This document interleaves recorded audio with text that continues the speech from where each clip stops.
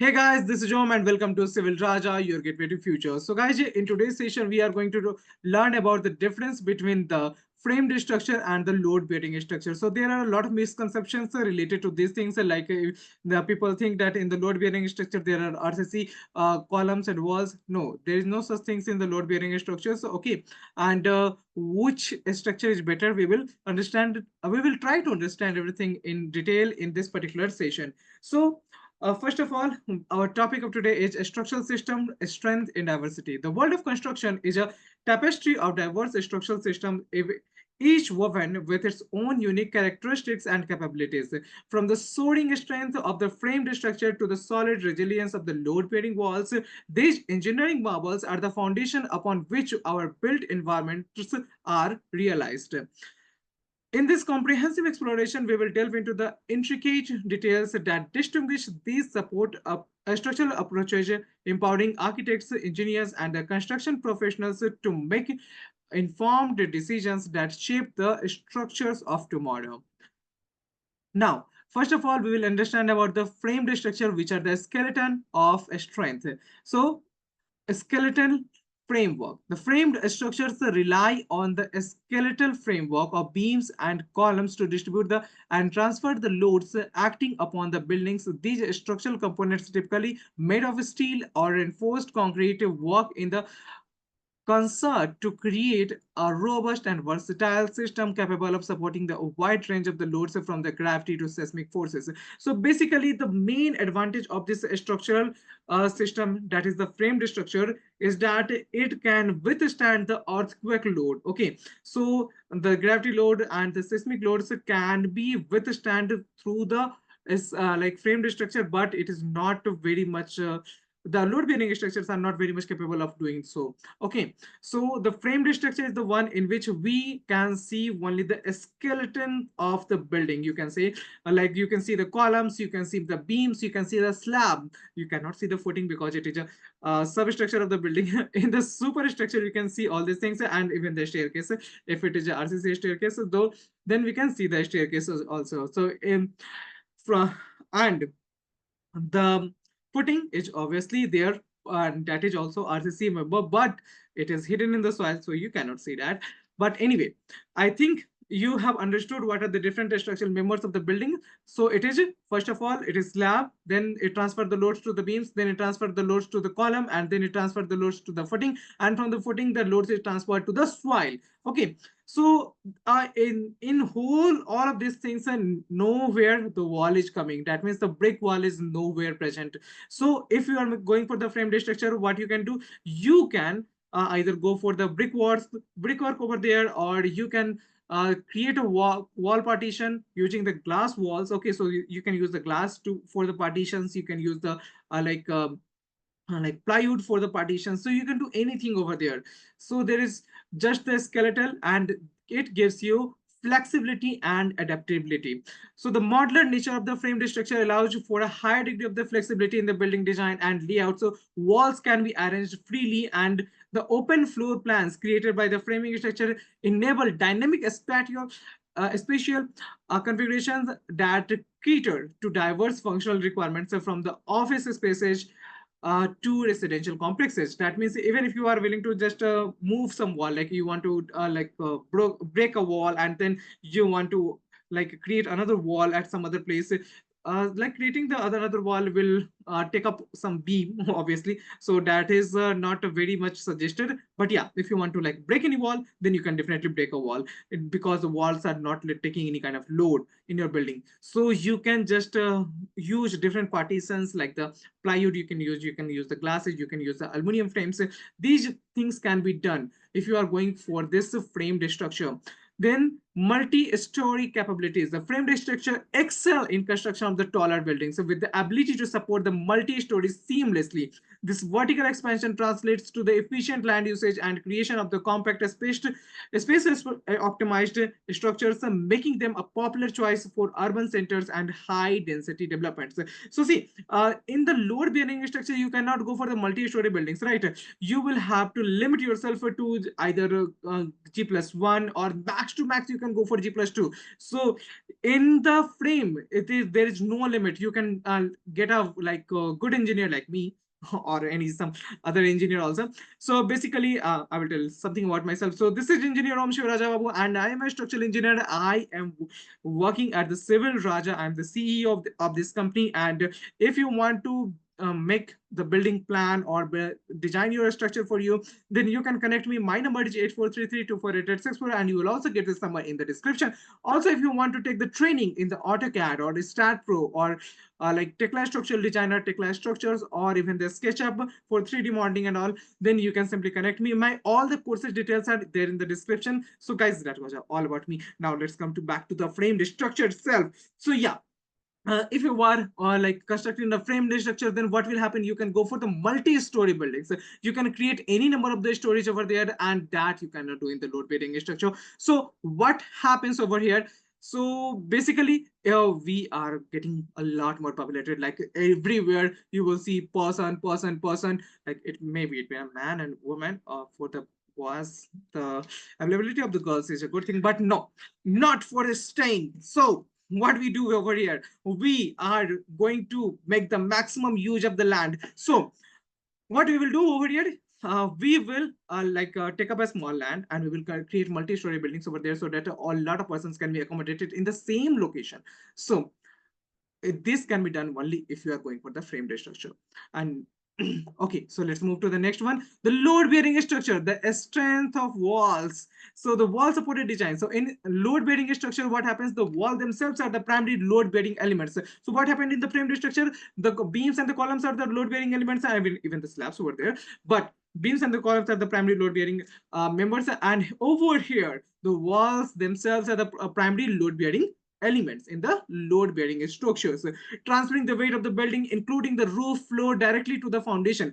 These walls, typically constructed using the masonry or reinforced concrete, from form the structural backbone of the structure, eliminating the need of the separate framing system. Okay, so it eliminates the need of the separate framing system. That is one advantage. But as I told you, we cannot go for the multi-story. So low-rise dominance. Load-bearing structures excel in the construction of the low-rise buildings, where the weight of the structures can be effectively supported by the masonry or the concrete walls. In many regions, even taller structures up to the 14 stories have been successfully built using the load-bearing techniques, demonstrating their versatility in the certain context. But that is a very much a design which is not taught in our colleges. So we do not go for the load bearing structures anymore. Now it is where the bricks are getting banned, like the red bricks are, you can see, you can hear the news that okay, in this particular area the red brick is banned. Like in the Bhubaneswar, the red brick has been banned years ago. Even in the Patna, we cannot open a new, like, okay, yeah, I am from Patna. Yeah, so in the Patna, even the construction, manufacturing of the red brick is banned. Like, but the existing chimneys are still working, but we cannot open new chimneys in the Patna zone, or you can say even the Bihar, the whole Bihar. We cannot open a new chimney for the manufacturing of the red bricks. So we will have to go for the fly ash bricks, and there are other options of also that, like double AC bricks, but all this can help you to make load bearing structure. So whenever you are going for the low rise building, then like G+1 or maximum to G+2, you can go with the load bearing structure, because the construction cost is less over here. So it brings me to the next point, simplicity and the cost effectiveness. So the inherent simplicity of the load bearing structure makes them a cost effective choice for the construction, especially for a smaller scale projects.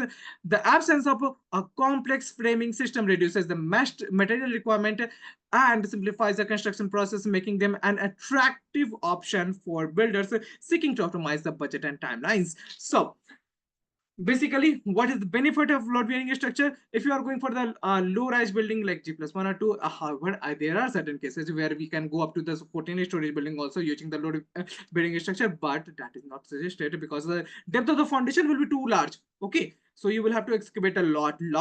When I'm saying lot, I mean it. Okay, you will have to excavate a lot for such foundation.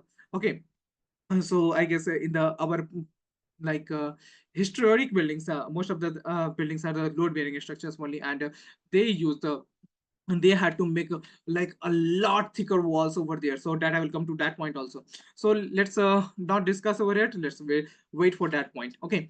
Now here you can see there is a difference between the load bearing structure and the frame structure. There is a like a picture to guide you. So over here, okay, you can see this is the frame structure. This is a load bearing structure. Where here we have the walls. Here we have the just the column beams and slabs that are visible. Then the footing is also there. In the load bearing structure, we also use the footing, but the footing is also made up of the brick masonry work. That means the brickwork. Now, the structural differences framed versus the load bearing. The load transfer. First difference is load transfer. In framed structure, loads are transferred from the floors and roof to the beams. Okay, and then down to the columns and finally to the foundation. In load bearing structure, the loads are carried directly through the walls to the foundation. Second is the story limitation. Framed structures can be built to greater heights with the ability of the construct multi-story building, while load-bearing structures are typically limited to lower-rise construction, typically up to 14 stories in certain regions, but that is in certain regions. And I'm telling you that it is the load-bearing structures are suggested only where the soil is a hard soil. Okay, there are three types of soil: soft soil, medium soil, and hard soil. Wherever you have the hard soil, only there we can go with the load bearing structures. Okay, now that is one limitation of the load bearing structure also, that the soil condition is a limitation. Now there do not go for the construction of the 14-story building anywhere. Okay, just go for the soil test first. Now this is, I have mentioned it that mentioned it clearly that it is for the certain regions where it is going for the 14-story regions. Okay, 14 stories. But normally it is good to go with for G+1 or maximum G+2.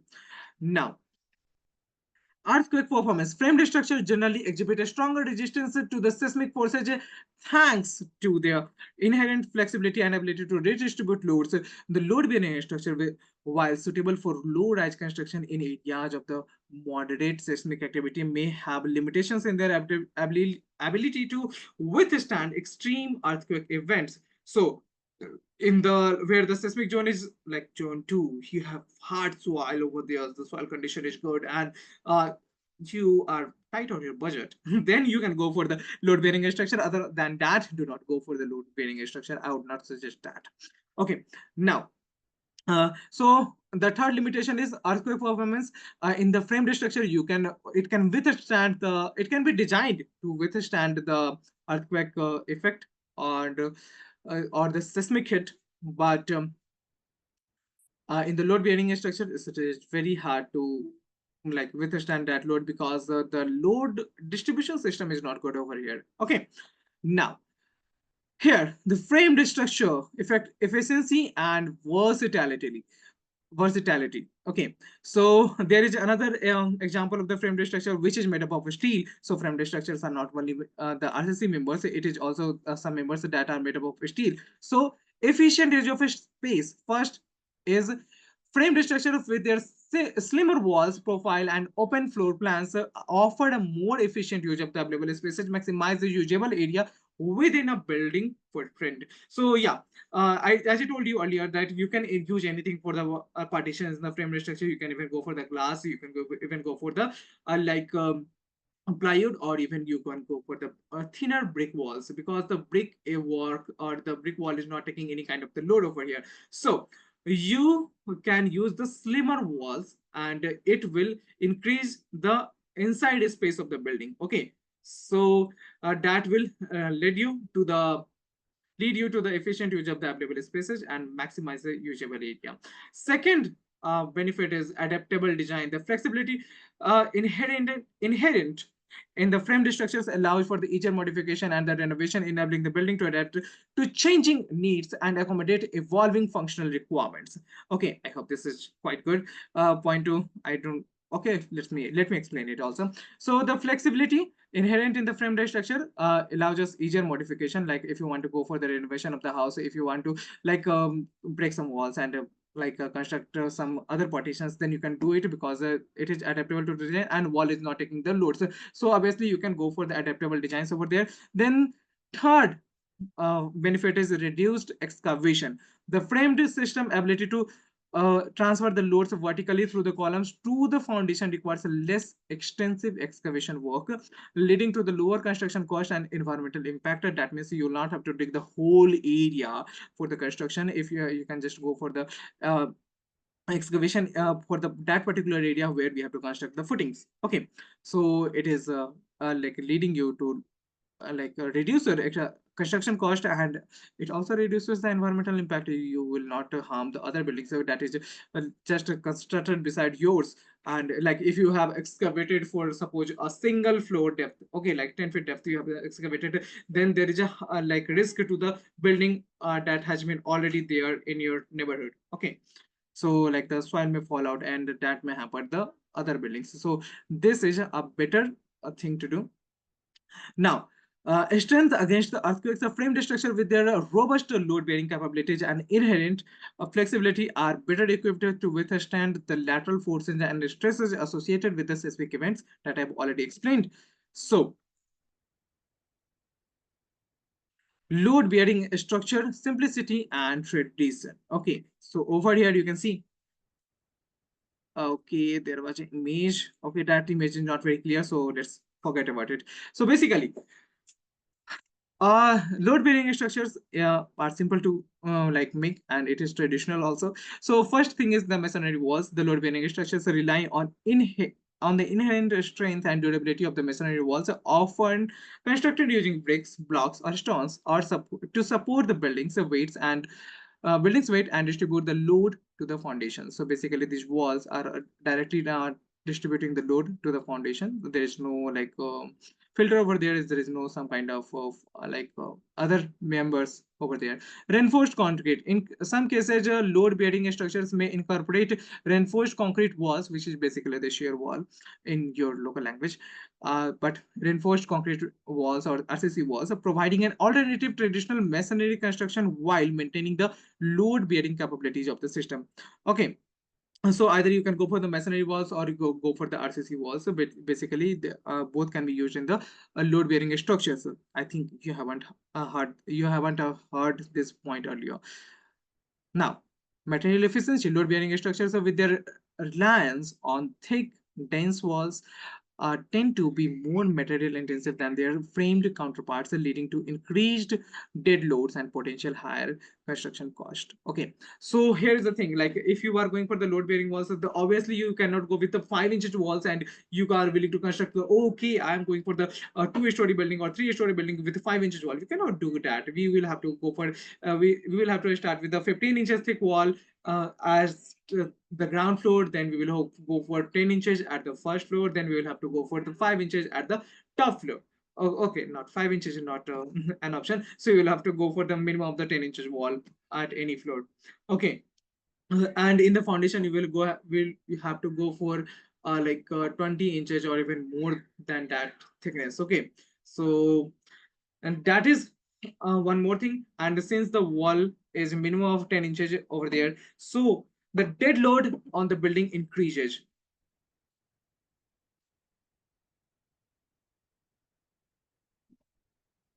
But there is a benefit of the bearing structures also: the faster construction. The simplicity of the load-bearing constructions, often involving the stacking of the masonry units or the pouring of concrete walls, can contribute to a relatively faster construction timelines compared to the more complex framed system. Then, selecting the optimal structural system. First, there are three things that I will tell you along on basis of which you can select the optimal structural system. Either you can go for the framed structure or you have to go for load bearing structure. So first is the site condition. The specific characteristic of the construction site, including the factors such as the soil type, topography, and access, can significantly influence the choice between the framed and the load bearing structure. So with each system having the unique requirement and considerations, like I told you, like if you are living in an area with a less seismic zone, like a zone 2 is there, seismic zone 2 is there, you have the hard soil, and you do not have to go for high rise building. You have to just make a low rise building, and the access of the brick is very convenient for you. and the topography is good, then you can go for the like load bearing structure also. Otherwise, the framed structure is there for you. Then the functional lead, the intended use of the program of the building, including the factors like the occupancy, floor plan flexibility, and vertical circulation requirement, must be carefully evaluated to determine the most suitable structural approach. So suppose you are willing to go for the like load bearing structure, let's say, because mostly we go for the framed structure, but suppose you are going for the load bearing structure, then you must be sure that you cannot change the plan of the building later, because the walls are taking up the loads. So you cannot just remove any wall from any random place. So the floor plan, once it is constructed, it is fixed. There is no flexibility in the floor plan. However, you can do this in the like framed structure. So according to the functional need, like if you are having a lot of occupants in the buildings, a lot of persons are residing in the same building, then you do not go for the load bearing structure. And the vertical circulation requirement must be carefully evaluated. Okay, if you are going for choosing between the load bearing and the framed structure, then the third is cost and budget. The overall construction budget, including the material cost, labor, and the excavation requirement, plays a crucial role in the selection process, with the load bearing structure generally being the more cost effective for smaller scale projects. So you can go for, if you are going for G+2 and you do not have a budget like too high budget, then you can go for this particular load bearing structure also. That is okay. But if your budget is not limited, then you go for the framed one. Okay, then we are into the final stage over here, the future of a structural system. So emerging technologies, advancement of the computational design, 3D printing, and robotic constructions are transforming the way of the structural systems are conceived and built, offering new possibilities for both framed and the load-bearing approaches. Innovative materials like the development of the high-performance materials such as the ultra-high-performance concrete, advanced composite, and adaptive structural system is expanding capabilities of the versatility of the structural design, sustainable design. The growth emphasis on the environmental sustainability is driving the integration of the energy-efficient features, the renewable materials, and strategies for reducing the carbon footprint of building carbon footprint of the buildings, influencing the selection of the design of structural systems. Okay, so guys, and that was all for this particular topic. If you want me to like give you an insight on any other particular topic, then you can simply write that topic in the comment section, and I will try to definitely make a video as soon as possible on that topic. And if you want to join your professional training classes, then you can simply join it by enrolling in my classes, and the website link is already given in the description. The contact number is there in the description. It's 8433248864 if you want to learn it again. Then if you want me to make your building plan, a structural design of the building, or the 3D modeling of the building, you can connect me. And that's all.